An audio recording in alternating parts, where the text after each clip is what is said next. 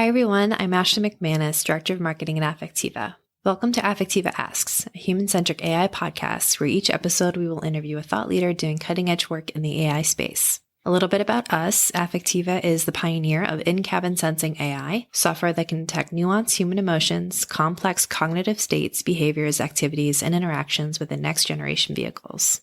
Today's episode features Affectiva CSO Andy Zeilman moderating a panel of experts. Dr. Bryan Reimer, research scientist at MIT, Caroline Chung, senior business development manager at Veoneer, and Richard Schram, technical director at Euro NCAP. This panel explored how AI and computer vision can improve the comfort, health, and well-being of not only the driver, but also backseat passengers. They also touched on what personalized experiences vehicles will be able to deliver when they are able to sense human emotions, cognitive states, and reactions. Let's listen in on their interview to learn more on how Euro NCAP, MIT, Affectiva, and Veoneer are thinking about the next generation mobility experiences and the AI systems that fuel them.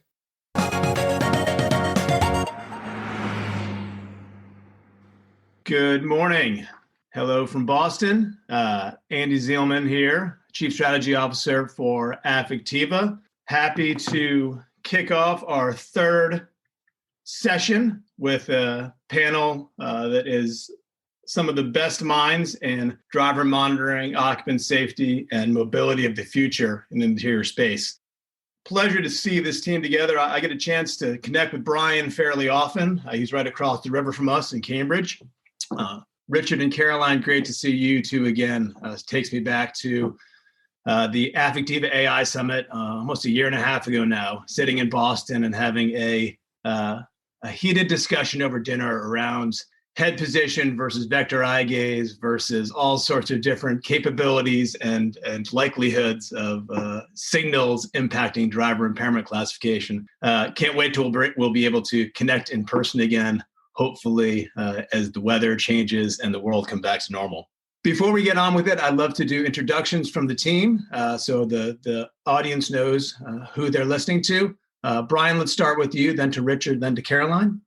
Good morning, Andy. And I wish I was sitting across the river from you more often these days. Bryan Reimer, I lead the Advanced Vehicle Technologies Consortium at MIT, and I've been studying driver behavior and really in-cabin cognitive load issues for the better part of 25 years now. So while this is a very hot topic in automotive development today, from a research background, the whole in-cabin experience has been an area that has been growing in innovation for several decades now. And it's great to see it finally having an impact on the marketplace. Thanks, Bryan. Richard? Hi, Richard Schram, Technical Director, Euro NCAP.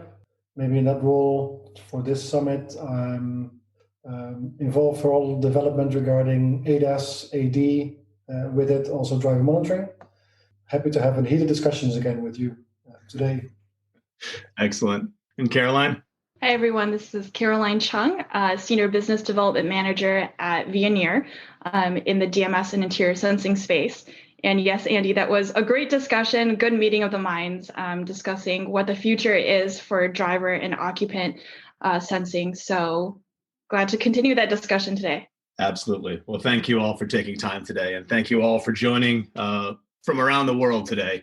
So the first two sessions, this panel and others have contributed in, have really focused on some of the safety elements of mobility, driver impairment classification, occupant safety, child presence detection. Today, we want to talk a little more around the mobility experience and interior sensing.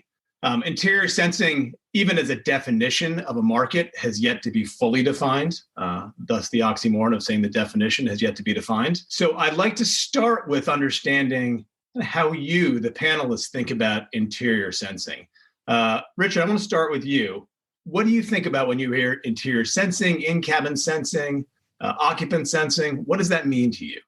Well, being a safety organization, we primarily look at safety features, but we also do acknowledge that these comfort features, as classifying the driver, maybe setting up his seat, steering wheel correctly, tuning in his radio, indirectly will also help a lot in terms of safety, being not distracted, feeling comfortable, feeling in your place in the car.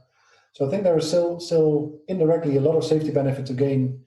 So looking at pure comfort features, that's not something Euro NCAP does, but there's certainly a lot to gain in terms of the indirect benefits in terms of safety. Great. Bryan, what are your thoughts? It's about sensing everything happening inside the vehicle, both to personalize the experience, enhance safety, improve convenience. Everything from the yelling kids in the back seat and then perhaps fueling some advances in automation to accommodate that, to someone's decision to pick up the smartphone at an opportune time. So it's both about the drivers, the passengers, and improving experience. How do we help people make better decisions at a moment-to-moment basis as they navigate both the urban thoroughfares and snowy roads in New England or the rest of the world? Caroline. Yeah, I think we talked a lot previously about safety in the other symposiums, but now we're getting into the fun stuff, the comfort, the convenience. And there's, like Richard said, there's always going to be an overlap, or the near term is an overlap before we get into the pure comfort features. But I think generally the problem statement is that a lot of people spend a lot of time in cars. Specifically speaking about Americans, I think I read a statistic the other day that said on average every year people spend 84 million, this is just Americans, 84 million hours in the car. That's 6% of our waking hours are spent in a car. So how do we make that experience more efficient and we start taking away non-value added activities and really helping people optimize their time? Great. Thank you. It's interesting. I was reading an article this morning on the future of mobility, and it said, it was from one of these, many skeptics around the future of mobility. When's it coming? What's it going to be? And as I dug into it, it was all about the autonomous experience, right? The autonomous driving, not the in-cabin experience, not the experience of today and tomorrow around interior sensing. And it struck me as interesting because when people think about mobility, everyone is using that. Not everyone. A lot of people are using that as a synonym for autonomous, right? But mobility is much more than that. It's the experience today, the evolution from where we are today in a driver-led, somewhat impersonal experience in vehicle to some future where you have a fully autonomous car and you have a fully personalized, adaptive, immersive experience.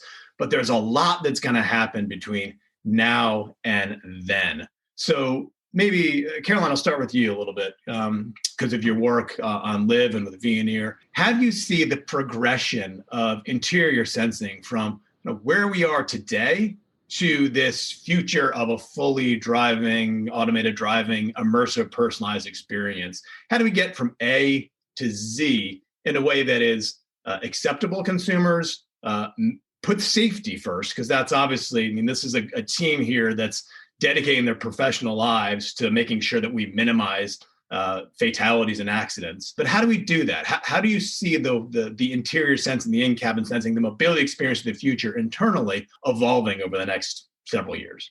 Yeah. We're going to get to that point eventually of we're all going to call our autonomous vehicles on our Lyft, our Ubers, or whatever other app and zip away to our destination. But I think as an industry, we're all coming to the realization that that may be a little bit further than originally projected. So we're stuck in this interim, right, where we're going to iterate on L2, L3, slowly building that technology and building that trust with our customers to eventually get to that point. So from a Veoneer standpoint, we are very, very, very much a safety company. We believe in reduction of accidents, saving lives, preventing deaths. That's the core of what we do, because that issue still needs to be very much resolved. So that's what we do today. Now, if you talk about what we look at for the future and this progression, right, as we slowly start putting more technologies like DMS into the vehicles and reduction of those accidents, now it becomes more of a powerful experience with these different sensors working all together, and you can really have a collaborative driving experience. So what we mean by that, we have a Live vehicle that we demo every year at CES. To kind of describe what our vision is that we're no longer just being punitive to the driver and just beeping at them, warning at them, being like, no, this is what you're doing, and what you're doing is wrong. You need to do something else. But really helping them make the decision, saying, okay, I noticed that you are not paying complete attention. And is it realistic to expect the driver is 100% fully engaged all the time? Probably not. So now that we're at L2 level systems, can we do things in the background, like start turning on AEB not in a braking situation, but as something in preparation, or maybe taking over the steering wheel just a little bit to help the driver along, versus just yelling at them all the time and expecting them to be the sole entity that's responsible for controlling the vehicle. Great. Bryan, Richard, any additional thoughts on how you get from where we are today to this utopian mobility experience of the future? I think, first of all, we have to be realistic that while the probabilities are that sometime in the next several decades, we see some more of this utopian mobility experience occurring, it is far from certain. The complexities of both L4 development, infrastructure development for autonomy are not simple. They could take several decades, if not the best part of the century, to build out a sustainable business model that really provides mobility to the masses. And we've got to remember that, a few months ago, best part of a year ago now, many of us lived in cities. For a lot of reasons, we've dispersed. Many of us are not living in cities. Many of us aren't going to move back to cities in the same way, shape, or form in the next several years. That's COVID impacts and disruptions on what becomes the new normal. So what that does mean, though, is that in the vast majority of the world where we don't live in the cities, this mobility experience is not going to become automated and electrified overnight. At some point in the distance, yes, the cornfields of Kansas, Nebraska, et cetera, may be ones where we can automate.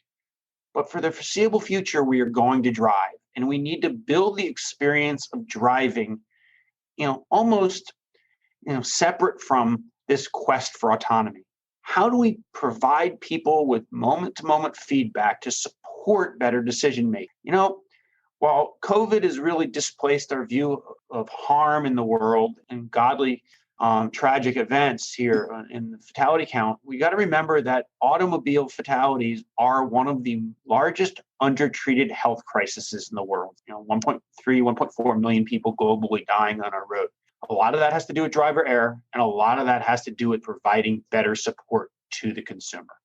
And that's exactly where collaborative driving, as Veoneer is talking about, a lot of Euro NCAP's push for using safety technologies to our advantage are all aimed. Mm-hmm.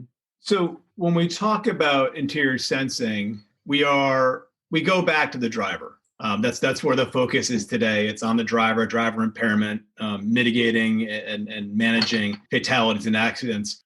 How do we see, or do we see, the same technologies that are being deployed today, sensors, AI, occupant sensing, activity sensing, expanding beyond the driver to other occupants? And what sorts of applications and use cases do we see evolving beyond driver impairment classification and collaborative driving? What do we see? When do we think we can see it?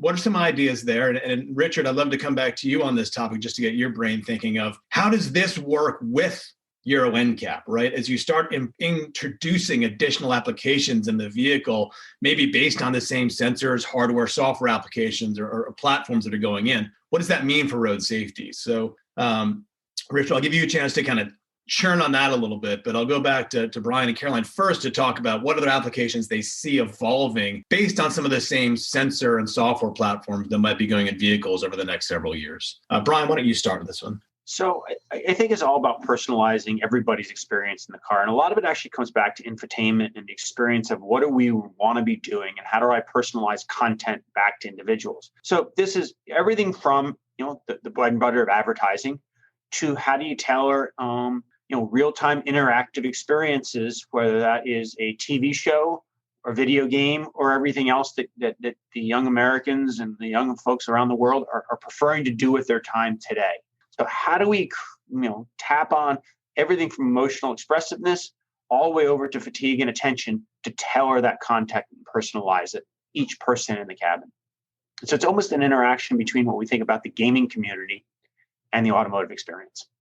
Caroline, thoughts there? Yeah, and I think even before we get to the personalized experience portion of it, there's critical issues of even safety that we need to address from the passenger aspect.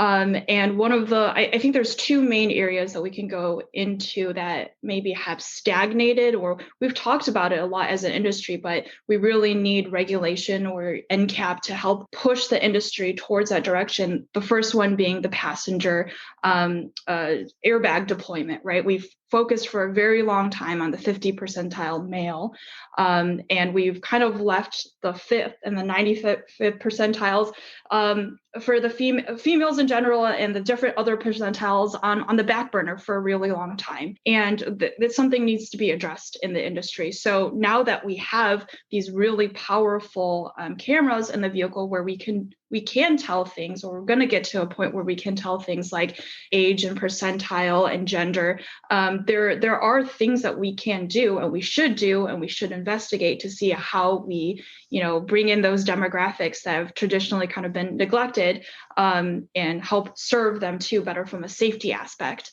And the second thing that we at Veoneer have worked on, and we have a product now on the market to address this very specific issue, is the child left behind. I can't remember the statistics off of my head, but just a very unfortunate amount of children get left behind in the vehicle every year. The summer months, you start seeing those news reports, those numbers start spiking up of not negligent parents, but parents that just forget, right? So the technology is out there. We can monitor people in the cabin, children in the cabin too.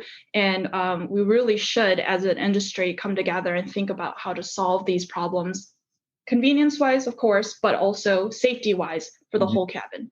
Yeah, absolutely. And one of the things that Affectiva we think about is the whole cabin experience and what that means for driver impairment. Driver impairment is a very complicated, complex state. It's not just eyes on the road, eyes off the road. Everyone knows that. We think about the teen driver that has multiple people in the vehicle, maybe too many people in the vehicle. There's heightened emotional activity going on in the vehicle. That's an impaired state that is very hard to classify just by looking at the driver state alone. So there's a lot of this fluidity around the occupant experience and impact on impairment or unsafe driving.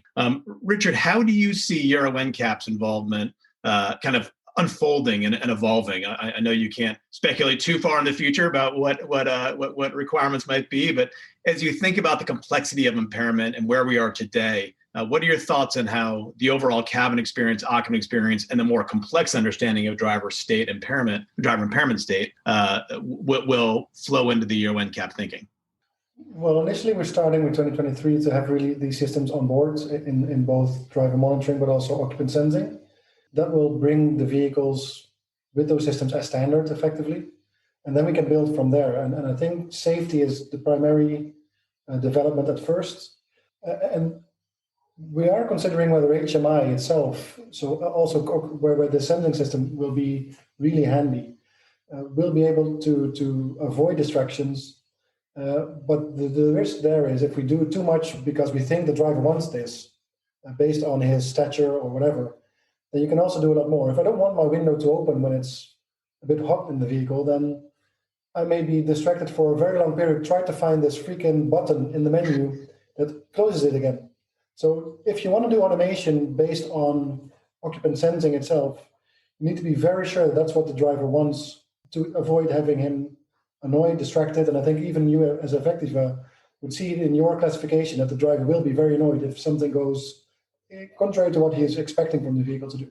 Absolutely. And a perfect lead in, because that's where I wanted to go next, right? Is that personalization as an abstract is an exciting concept. In application, we've all had experience with our voice response systems or virtual assistants, not getting it. And that has the counter objective of what we're trying to do here, which is keep people focused on the act of driving or make the experience a better one. That goes to personalization. That goes to learning about drivers and occupants, modifying the algorithms based on individual behaviors to ensure that you're learning about that experience. And if you do, Richard, to your point, annoy the driver on an aspect, all right, the AI needs to learn that, adapt, and evolve so that the next time it takes a different action, whether in experience or in impairment warning, right? I mean, I'm talking to the experts here, right? An alert may actually make the driver more impaired versus actually less impaired. And that's the kind of evolving personalization around driver safety or occupant experience we need to be thinking about. And that takes me to data privacy and regulation, and the importance of understanding, and as an industry, how we're going to manage this data. Once you start personalizing, you need to understand the individual. And then you get to a very sensitive topic that a lot of the big tech companies are already struggling with. Automotive is emerging as a voice in this area. What are our thoughts on data privacy and regulatory impact broadly as you look at not only driver monitoring, but more interior sensing capabilities coming into vehicle? And Richard, I'll start with you on this one and then weave through the rest. Yeah, from an NCAP, we're not that strong in this field. I think we're really relying on what regulation says. And that's something that is out of our hands in a way. But we do feel, and that's what we're trying to do in communication towards the consumers, is to tell them this is not a camera that is recording and saving everything you do in the vehicle. It's a sensor helping you and understanding your position at that point in time, and it doesn't store anything. I think that's trying to get the driver buy into it and understanding the benefits. Even though I do think it's typically a very small proportion that has issues with privacy compared to the bigger mass that doesn't mind at all. And I think that we need to be careful there, that we're not going to downgrade on performances because a couple of people don't like it. If you don't like it, you should have the option to opt out. Fine. But don't block it for me. Very good point. Bryan or Caroline, any thoughts on it? Yeah, I mean, I think first of all, stepping back to the last question for a moment, is that as we personalize, we can control the experience in a car a lot differently. And I think it's really important that we think about managing that experience in the vehicle a little differently than you would manage the experience in the home. You know, what children may be able to do running around the house is a lot different than you want them doing in the car. And the more we have the ability to sense, the more we have the ability to help adapt. Now, with that adaptation comes responsibility, and privacy is part of that responsibility. And that's where I think regulation can, as Richard mentioned, help. You know, we don't need to log the video data. We can log that as sensor data. You know, whilst one may want to log that as video data for a lot of reasons, the reality is that one actor who's doing that is going to dethrone the trust of many. And we need to build trust in these systems, not erode it. So, you know, I, for one, believe that we need some regulatory guardrails to help this industry with reasonable best practices around privacy. And, you know, for the companies that are doing that, it helps support that transparent experience with the consumer and help build trust in this ecosystem that needs to develop over decades. And I think that's where, you know, a lot of this often is short-sighted. You know, there's so much of a rush, and even still today with the delayed forecasts, you know, a rush towards L4. It's not coming anywhere as quickly as folks want, which means that we need to be thinking about this mushy middle a whole lot more, looking at the experience in cars like we do with some of the AVT data, and innovating from those experiences as opposed to trying to reinvent what people don't understand. You know, very difficult as soon as you create the unknown, building trust in the unknown. Yep. And you used the word trust several times, Caroline. I know that is central to Veoneer's Live Collaborative Driving platform. What are your thoughts on the topic? So, I mean, trust is the key to all of this, right? Even when we talk about data privacy, is that all of us here make this decision every day, whether to opt in or opt out of providing our data. I wear a Fitbit because that data I provide, I am comfortable providing it because it gives me a lot of information that helps me make decisions. So can we design a system that's beneficial enough to the driver, to the occupants in the vehicle, where they're comfortable providing this information to us? So we don't buy that benefit. If we start, like Richard said, rolling down the windows when people don't want it, then they're not going to want to provide the information, then they're going to opt out. So that whole design and human factors were really big proponents of that. It's got to be an elegant design. It's got to be something that works and people want, and then people will naturally want to opt in. Great. So speaking of data, I'll go to another topic that I think is emerging in the industry as certainly longer term, but I'd love to get your views on this, which is assuming the data can be managed, contained, and dealt with appropriately, considering all the privacy aspects we just talked about. What do we see as the opportunities of monetization of the NCAP experience, right? Again, when you move away from the driver impairment monitoring of today into, you're more on the future of mobility side here, where you have applications unfolding in vehicle that may be monetization opportunities for the industry for automotive. Just would love to pick your brains a little bit on what you think might evolve over the next several years around data monetization or any other monetization opportunities that might come up for the OEMs, for the tier ones, for disruptors in the industry. I, for one, think this is, again, assuming the data is handled appropriately and respectfully, which I think the automotive industry can learn a lot from big tech.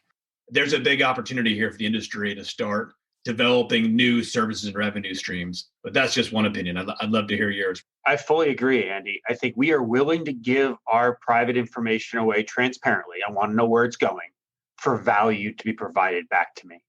So, this is everything from advanced telematics solutions supporting younger and older drivers to different, customization and personalization characteristics that Google does so well on my smartphone and Apple does as well too, building that into the vehicle. It's all about transparency and building trust. We give it away on a daily basis, incredibly private information about everything I purchase on a credit card. And we're willing to do that for the convenience. And I'm willing to do the same thing with information coming from the car. If I trust who owns that, I have a transparent view on that.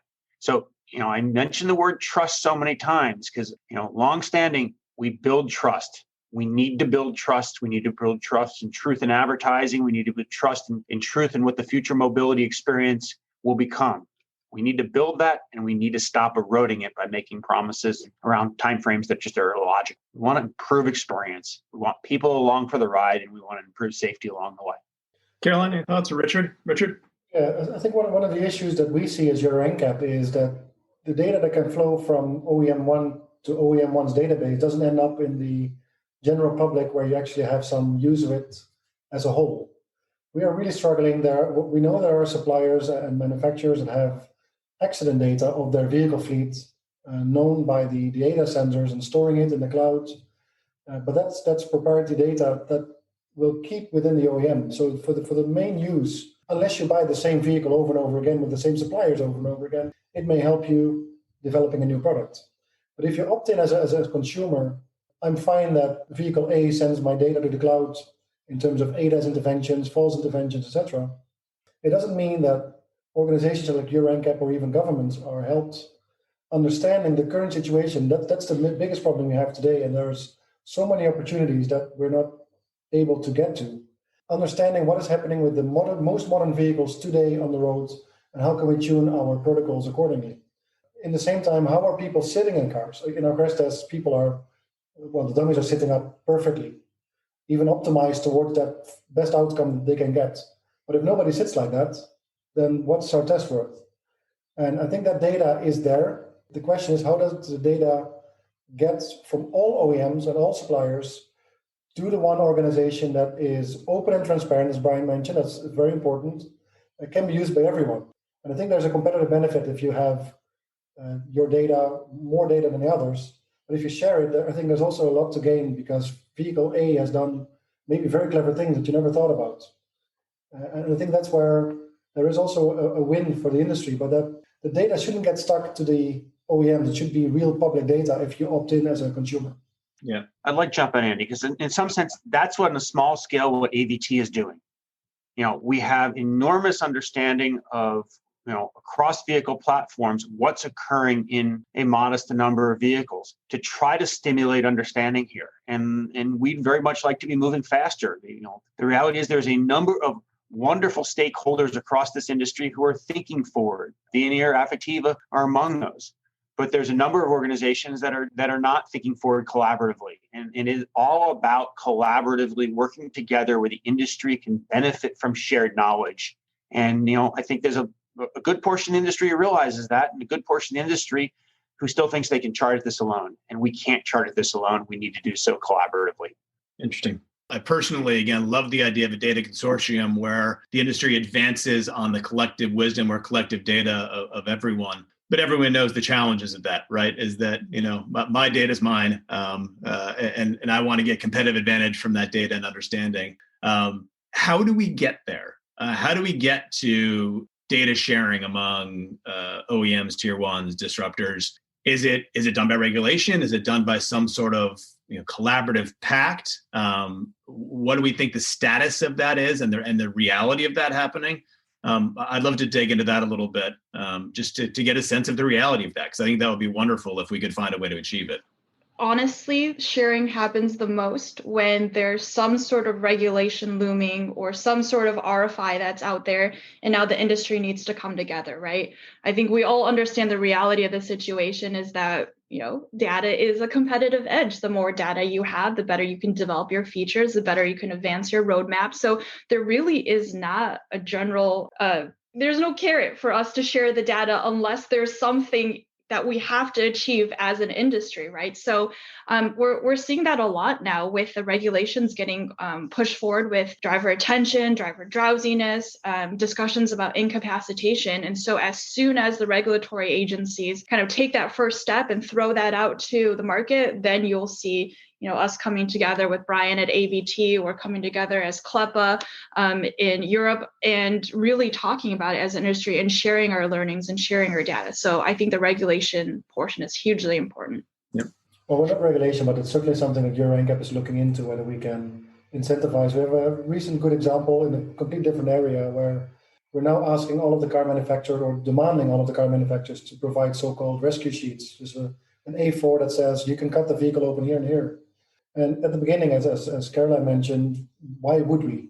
What's the benefit for us? And effectively, when you open the discussion and give them some incentives, they are willing to do so, but it needs to be worth the effort. And I guess Euro NCAP, at least in Europe, can serve as a very independent, non-regulatory body that can simply host a database that for everybody is to use. But we need to incentivize this. I fully agree with Caroline. And that's fascinating, because I want to step away from data again and back to the occupant experience, because in my mind, if we can find that carrot, to use your word, Caroline, it might be a stick, but we'll call it a carrot, to bring the industry together now, then it starts unlocking things for the future as well. Better understanding of human behaviors that go beyond driver impairment. And that takes me to health and well-being and the future of mobility. There's a lot of talk, especially among some of the more visionary, around how can you make the mobility experience, again, it doesn't need to be a fully autonomous experience. It can be the backseat experience of today. It can be the occupant experience of tomorrow. How do you make that a more restorative, healthy experience? What sorts of again, applications and use cases should we as an industry be thinking about to make getting from point A to point B an actually beneficial experience versus, I think, what a lot of experience now, which is, I'm more tense when I get out of the car than when I get into the car. Thoughts around that and how we can progress that. And then again, it ties into data, because I think, again, this is across the population, really understanding how people respond to and have different experiences in vehicle. What are thoughts around the health and well-being aspects and timelines as well? Like, when do we start seeing some implementation of, again, personalization is one thing, but it's also about kind of the restorative experience of the transportation experience? I really hope we don't get to a situation with vehicles as we do with planes, where we're just mass packing people onto planes, and you don't look forward to flying. You kind of dread it, right? But we don't fly all the time. Most of us fly very rarely.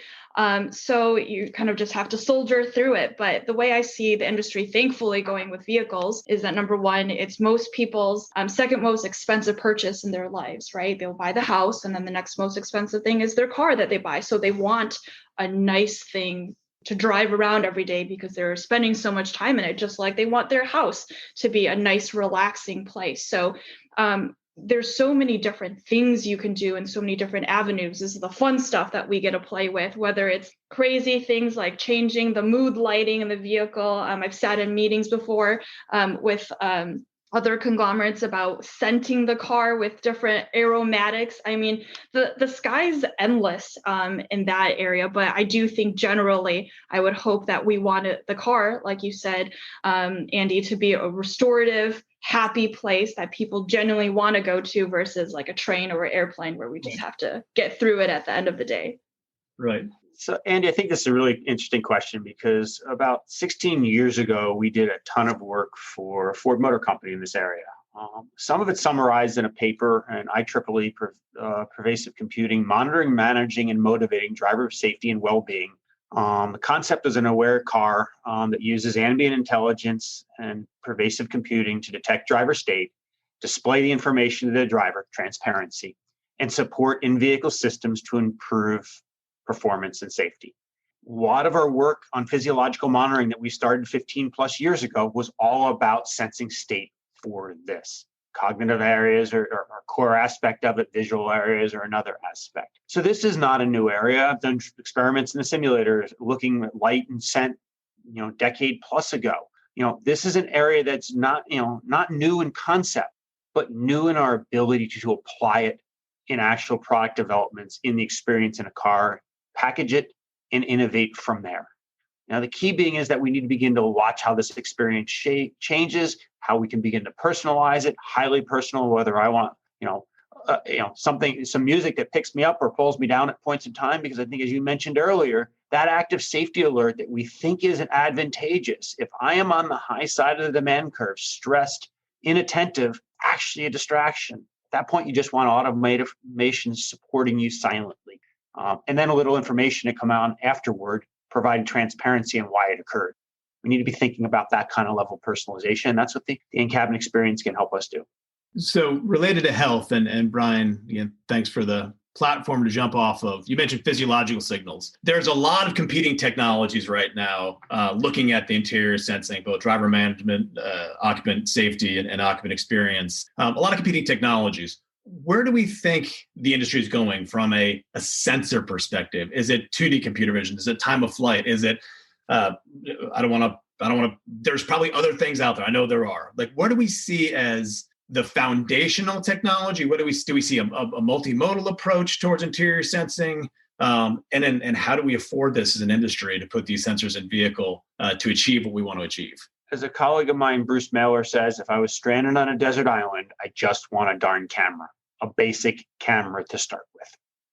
And then we can begin to build from there. And I think a multimodal approach is quite important, where that's, acoustics that come in next, whether that's time of flight or whether that's looking at information coming from heart rate signals that are getting more realistic to capture from the vehicle. 17, 18 years ago when we started doing this stuff was not capturable in a vehicle. It is today. Is it productable at the cost points? That's another interesting question, but it will be in the near future. We've kind of hit that tipping point. So it is really a strive for a multimodal experience. But at the end of the day, I'll start with my web camera that I'm looking at right here, and I can provide a lot of the core features that Caroline, Richard, and I have been talking about. And again, once the technology is on board, it makes it much easier to be thinking about monitoring better, motivating better, and doing more. But the key is getting the basic enabler embedded in this vehicle. And I think that's where, hopefully, if you come from the regulatory side, where Caroline said the industry needs a push. A year ago, I called out in the Forbes article on why the industry needs to collaboratively get driver monitoring, camera-based driver monitoring in cars. And I think from a regulatory perspective, we are going to see with Democratic administration and basic driver monitoring legislation in the last Congress, I think we'll see that this year at some point in the infrastructure bill, which is going to motivate this industry to move faster. I think it will motivate the industry with much more regulatory guidance than they would prefer. And I think that's going to be the cost of not collaboratively doing it as an industry before. In essence, being proactive has its benefits. Being reactive has its costs. Yeah, Andy, I'm a really big proponent of starting off with a problem statement first and then finding the sensors that best fit the technology, right, wherever they are on the development scale. So at this point, we're still very much in the safety realm of things. So that's how we got to where DMS is with near infrared, right? We took a look at the problem statement of inattentive drivers. We took a look at the drowsiness portion of it. Well, RGB cameras have their plus sides. They've got their downsides. They don't work in, dark conditions, dark ambient conditions. So we naturally arrived at near infrared. So I think we've got to go down the list and say, all right, so we've tackled attention. Now we've got to go to these different other problem statements and what's the best technology in the field to solve that. I'm going to go back to what I said before about the child left behind, right? So there was a whole bunch of discussion that happened 4 years ago that got stopped and now is starting to take off again, is how do we do that? So in General Motors vehicles, they monitor the door opening, but with sensors, you can detect things like breathing, you can detect things like heart rate, so much more powerful. So really the sensors, we use radar, exist. It should be deployed, but going back to what Bryan's saying, the regulation portion of it needs to get pushed along to help the industry deploy this in cars faster. Great. We've talked a lot about where we're going, what exists today, the pros and cons of interior sensing, maybe the counterproductive impact of alerts actually further impairing the driver, or more personalization becoming more annoying for the driver. I'd like to go through each one of you. If you're talking to an OEM around how to develop the mobility experience of the future, right? How to get from here to there. What's your guiding principle as to how to provide the best experience in vehicle? And one final thought on this. Interior experience, I think, is going to be very defining for the brand over the next X number of years and decades. That is what is going to establish brand loyalty, trust, continued ownership or use of a service or a vehicle. But a bad experience can damage that brand.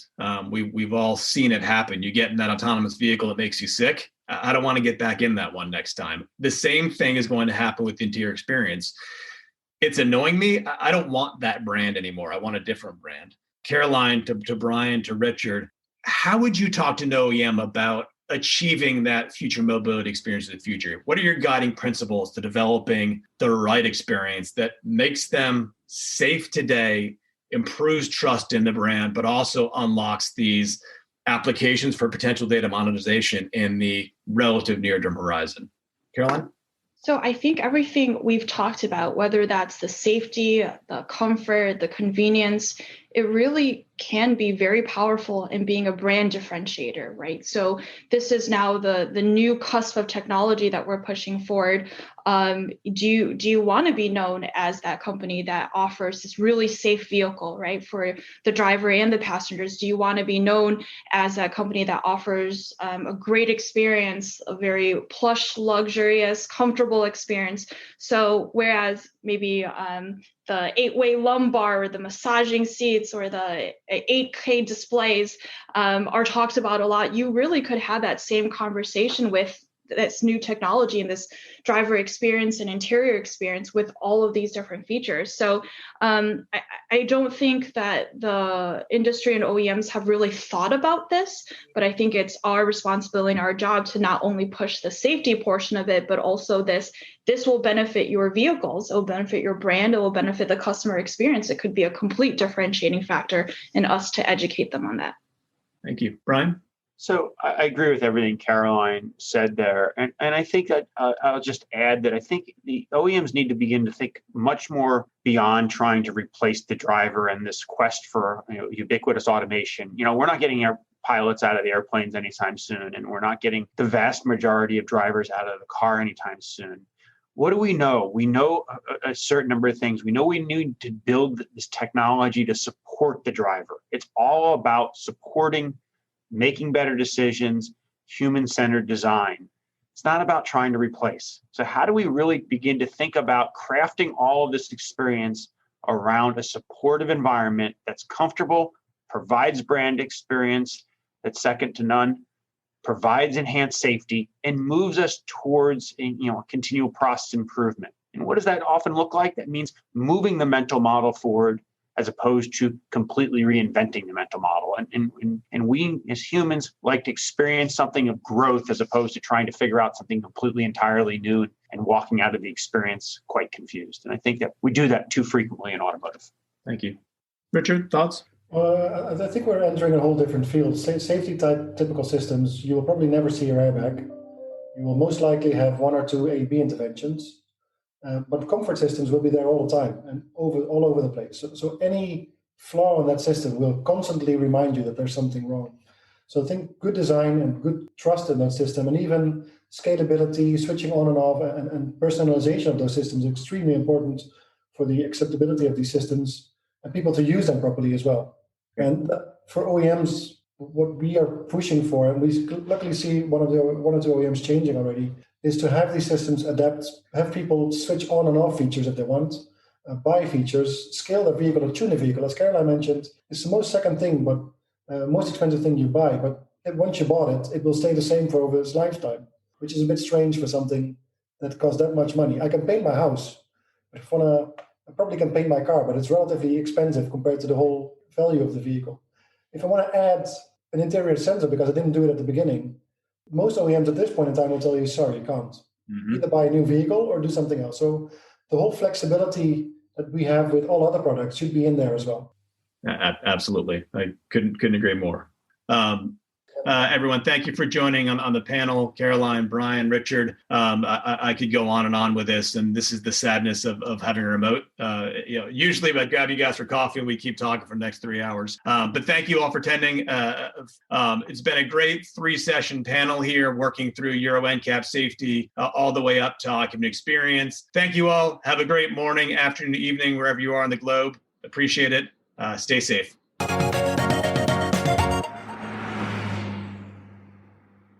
This discussion had some great points, and what I found most interesting were the discussions around data. What data will be needed to fuel these stellar mobility experiences, the personalization fueled by this data, and even how do we get to a data consortium to help the industry as a whole achieve this future vision. I encourage you to watch the full discussion as well as the prior 2 events on driver safety featuring this great group of panelists by navigating to our events page, so go.affectiva.com/events, and scrolling down to the past event section. We're also providing a direct link in the episode description for you to check that out as well. So I hope you enjoyed today's episode. Don't forget to subscribe to Affectiva's Human-Centric AI podcast on iTunes, Google Play, Stitcher, or wherever you get your podcasts for new episodes. We are also on social media, so please reach out to us on Twitter, Facebook, LinkedIn, and Instagram at Affectiva to share any feedback you have on the show and weigh in on the discussion using hashtag AffectivaAsks. Don't forget to rate us and comment with your feedback to help make the podcast more discoverable for others. Until next time, thanks for listening.